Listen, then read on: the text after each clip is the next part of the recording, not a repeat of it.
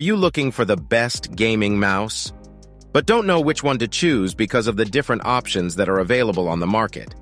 In this video, I will show you the top 5 best gaming mouse and their key features, plus the things you need to consider to help you choose the best one for you.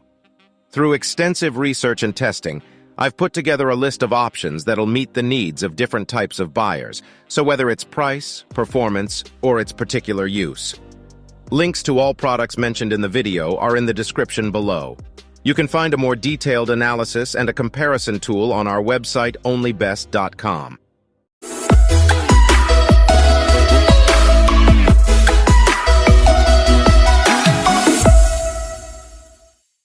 First on my list is Razer Naga Pro. The Razer Naga Trinity has been on our best gaming mouse list as the top recommendation for MMO/MOBA games for years now, but there's a new kid in town, the Razer Naga Pro.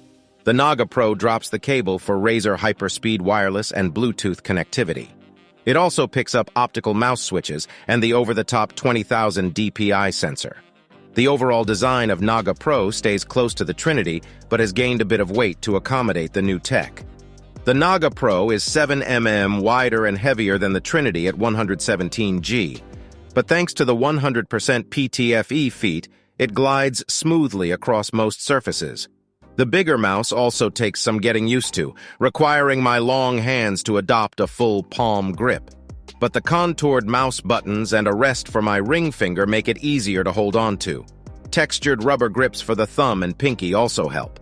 I'm a fan of Razer's optical mechanical switches, which use light to register clicks instead of mechanics, and that makes them really fast.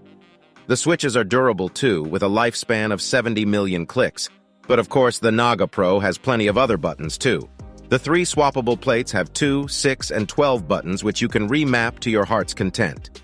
Remapping buttons in Razer Synapse is child's play, a simple point-and-click affair.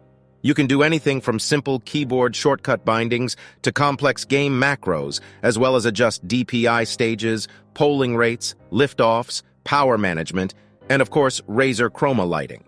Obviously, none of this matters if you have a laggy experience. Thankfully, the hyperspeed wireless doesn't disappoint. I used ViSyncTester.com to quickly measure lag, and I was very impressed. The test records how quickly the cursor responds to your mouse movements. In wired mode, I recorded 6 Ms while the Naga Pro's wireless connection managed 6.1 ms, a 0.1 ms difference. The Bluetooth was slower by 4-6 mm, but only a keen eye would notice it in daily use. The Naga Pro's optical sensor has also been updated to the Razer Focus plus 20,000 DPI sensor with 650 IPS tracking. This is far beyond anything most people will ever need. I max out at 8,000 DPI. Now, with all this technical wizardry, battery life is a legitimate concern, but Razer's claim of a 150-hour battery life proves true. I've been using this review unit for the past week, averaging 14 hours daily, and I still have about 35% battery left. That involved a ton of gaming, work, and swapping back and forth between wireless and Bluetooth. Quite frankly, lack of a dock aside, I find nothing to really complain about the Naga Pro. The discerning, cable-phobic multi-genre master will love the speed, accuracy, and versatility of this Razer Naga Pro. Next on my list is SteelSeries Prime Wireless Pro. It's fascinating how much the new SteelSeries Prime Wireless gaming mouse reminds me of the Razer Viper Ultimate. It's a no-frills, high-performance machine designed to meld with your palm and make you the FPS god you always dreamed of being. The Prime Wireless immediately felt like it was designed just for my particular hand. SteelSeries says they worked with several esports pros to develop the right shape and weight that feels like an extension of your arm. For once, the product lives up to the hype. The Prime Wireless is designed for right-handers, particularly claw and fingertip grippers. The whole mouse seems to gently slope towards the right so that it cradles in your palm for a comfortable grip. The body is made from a micro-textured ABS plastic, which has a matte finish that feels simultaneously slick and yet grippy. At 80G, it's slightly heavier than the Viper Ultimate, but it's hardly what you'd call heavy. The thumb well curves inwards while the mouse buttons rise higher towards your index finger and taper off under your middle finger. This subtle slope makes the buttons feel somehow easier to click. The thumb buttons are positioned slightly above where your thumb rests, so there's barely any travel to reach them. I do wish they were slightly more forward, so I don't have to crook my thumb so much in order to press the rear button, but I can live with it. The Prime Wireless has a built-in rechargeable battery that's rated for 100 hours per charge. That's over a week of average use. However, I should point out that those numbers are only achievable when the mouse is running in high-efficiency mode, which tones down some settings like the RGB to save power.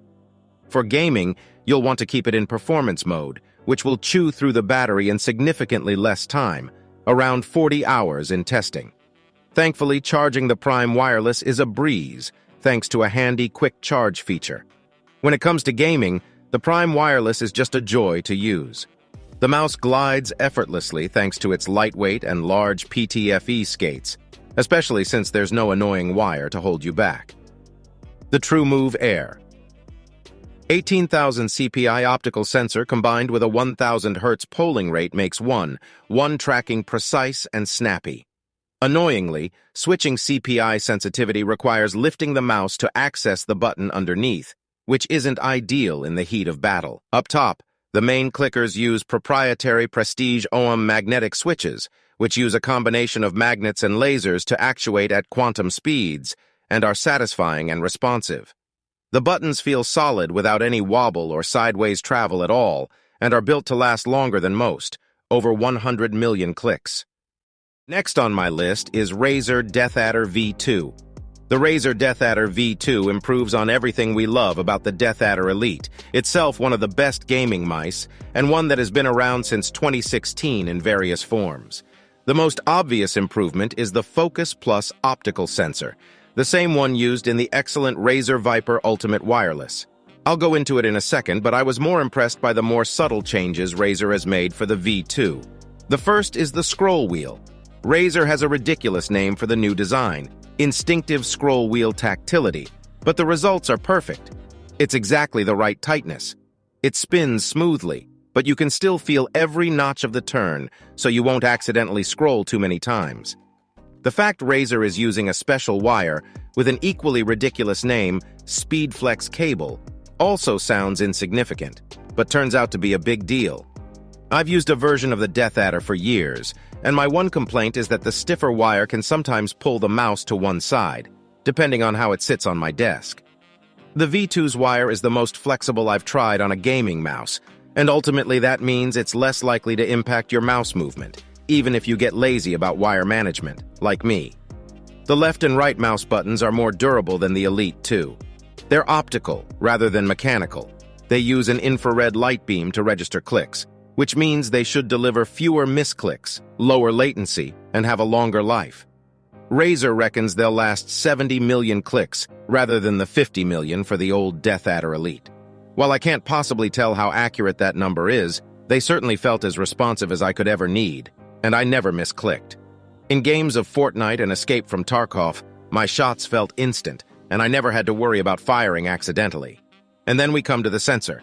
It goes up to 20,000 dpi CPI, tracks up to 650 inches per second, and has a resolution accuracy of 99.6%, 99.4%. Those increased numbers may or may not mean much to you because they'll make very little difference in day-to-day performance. How often do you need to go above 16,000 dpi CPI? Not often. Next on my list is Logitech G203 Lightsync. Want to avoid breaking the bank? We'd recommend the Logitech G203 Lightsync.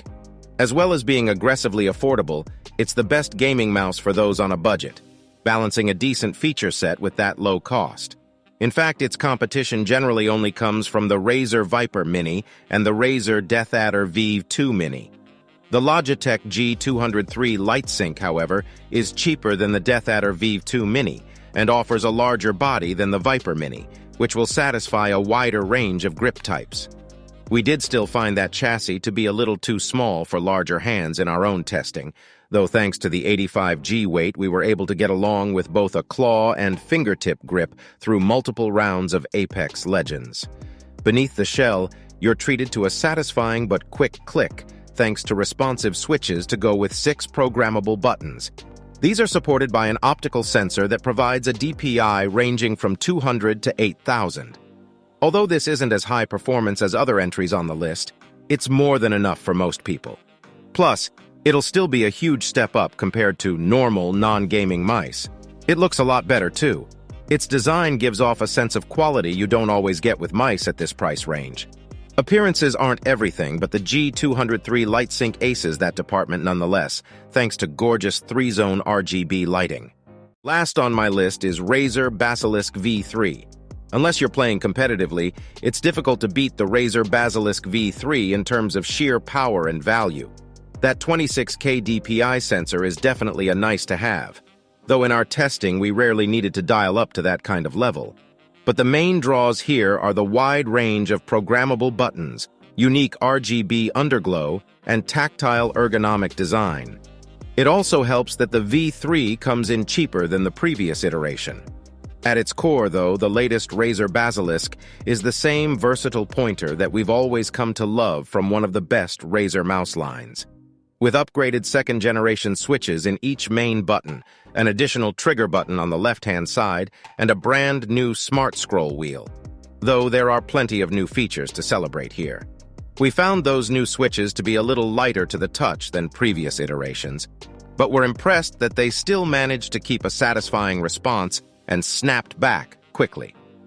While a little heavier than the slimline FPS mice that feature elsewhere on this list, the V3 still feels incredible in the hand and glides through larger sweeps thanks to the improved PFTE feet underneath. However, the beauty of the Basilisk V3 comes from its versatility. This is an easy recommendation for anyone looking to stretch their pointer across multiple genres and, in our opinion, the best gaming mouse for most people right now. Thanks for watching, guys. Hope you liked this video. If this video was helpful to you, please remember to leave a like and subscribe to my channel to see more videos like this in the future. It's free. Let us know in the comments down below which gaming mouse you're going to choose. If you have any questions related to the products we listed here, leave a comment below and I will get back to you as soon as I can.